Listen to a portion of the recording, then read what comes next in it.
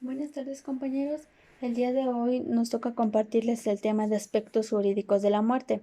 Mi equipo está conformado por Jordin Brian Reyes Romero, Viridiana Molina Madero y yo, Maritza Hernández González.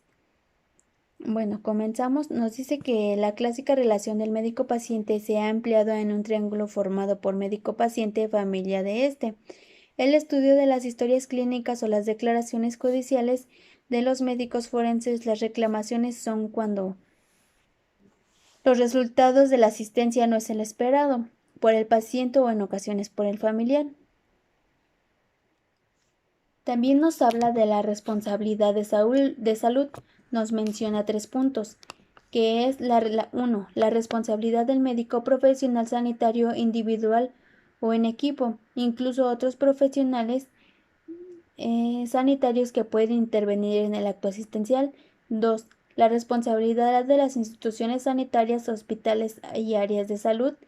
3. La responsabilidad de las autoridades sanitarias del Estado o de las comunidades autónomas.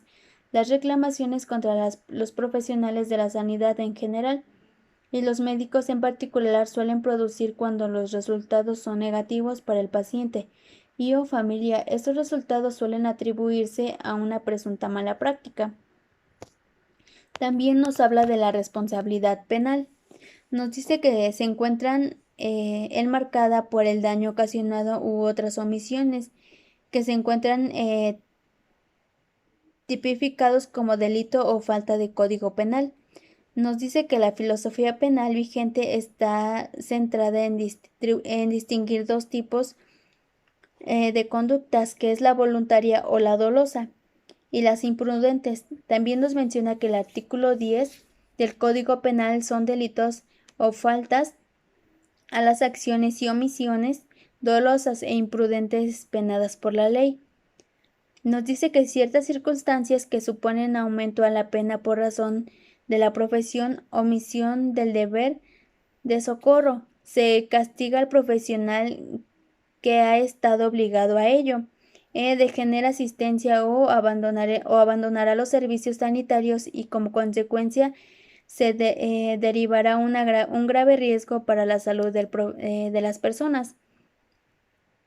También nos menciona sobre la divulgación del secreto profesional, actos relacionados con el tráfico de drogas tóxicas, estupefacientes o sustancias psicotrópicas, representación dolosa de bienes, cultivo, elaboración, la certificación falsa, aumenta la pena si el facultativo es funcionario público. También nos menciona sobre la responsabilidad civil. Nos dice que la responsabilidad civil es el derecho privado que regula las relaciones de las personas con los demás.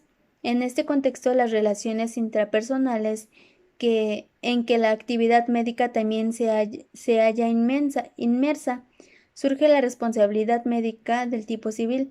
También nos menciona que la responsabilidad médica civil consiste en la obligación del médico de reparar el daño o perjuicio causado por el ejercicio profesional.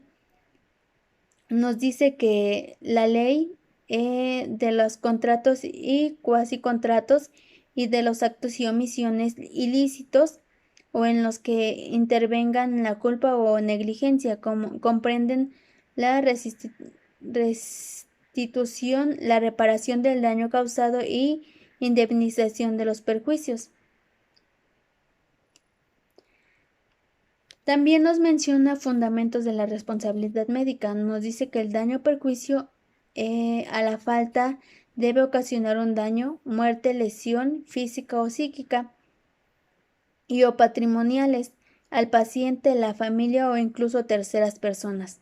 La relación de causalidad, finalmente, para establecer la responsabilidad debe existir una relación de casualidad entre la falta médica y el daño de perjuicio. También nos habla de maneras de evitar las peleas. Nos dice que seguir los protocolos, pautas clínicas y tratamientos consensuados por las sociedades científicas o por los servicios del centro sanitario, solicitando las exploraciones complementarias de acuerdo con el diagnóstico efectuado. También nos dice que dedicar el tiempo necesario al paciente y sus familiares respecto a las decisiones clínicas.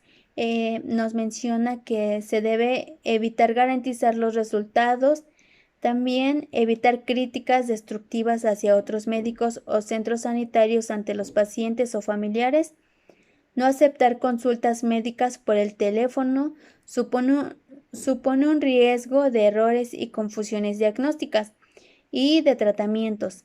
También nos dice que establecer controles de calidad asistencial y extremar el cuidado con la selección del personal colaborador, dar parte por el escrito de la dirección del centro o las autoridades sanitarias, si fuera conveniente, de las deficiencias técnicas y de medios que se observan o se produzcan.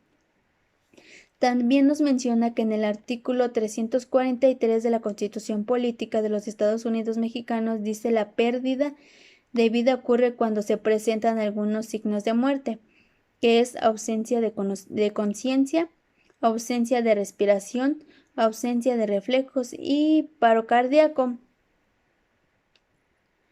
Nos menciona que de acuerdo a la Ley General de Salud, la pérdida de la vida ocurre cuando se presenta la muerte encefálica o el paro cardíaco irreversible, la muerte con el fin biológico de un cuerpo. Nos dice que en antaño se nacía y se moría en casa, hoy se nace y se muere en los hospitales. Estos cambios han obligado al médico a hacerse responsable de la muerte con la carga de la justicia social. También nos menciona los derechos del paciente. Derechos humanos del paciente, que es derecho a la vida, derecho a la salud, derecho a la autonomía, derecho a la información, derecho a la verdad, confidencialidad, derecho a la intimidad, derecho a la libertad, trato digno y calidad de atención. También nos menciona los derechos del enfermo terminal según la OMS. Son 6. El primero es ser tratado como un ser vivo hasta el momento de la muerte.